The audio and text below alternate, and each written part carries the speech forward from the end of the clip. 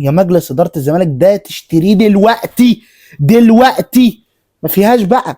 اقفل بقى نادي كرة القدم للنسائي ده، واقفل الباسكت للنسائي، كل حاجة نسائي اقفلها، والعاب الرجالة عشان ما يقولوش ان احنا جايين عليها النساء. اقفل العاب الرجالة اللي مالهاش لازمة، وخد 50 مليون جنيه اللي هم مليون دولار اديهم لسانت تيان.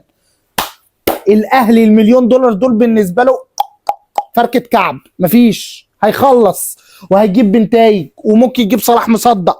الاهلي بياكل، عايز بني قدامه، عايز لعيبه. واديك شفت امام عاشور اللي هو متربي في الزمالك طالع مع رامز بيقول لك من صغري اهلاوي، من صغري يا جماعه اهلاوي. طب بنتايج هيقول لك ايه؟ ما هيقول لك هيروح عادي. صلاح مصدق هيروح. صلاح مصدق لو فاق شويه كده ونجم مع الزمالك الاهلي هيجيبه، لان اشرف داري عمال يتصاب.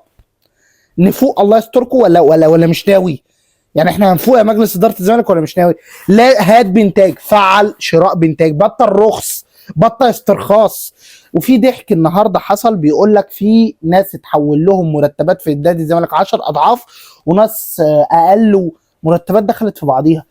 انك تسيستم المرتبات دي مجلس اداره، لو اخدت انا اخواتي واخدت اصحابي ورحنا مسكنا نادي الزمالك هنعرف ندي كل واحد مرتبه اللي مكتوب في الشيت اللي بيتسلم اول كل شهر. ما فيهاش، ده اساسيات مش عارفين تعملوها، وعايز تمسك نادي الزمالك. لا لا لا لا، انا كنت بلوم على مستشار مرتضى منصور، وبلوم على مين؟ على كل اللجان اللي مسكوا. ده انتوا اوقع، ده انتوا ضايعين، ده انتوا ما فيش مليون دولار مش عارف تدفع البنتاج وتخلص.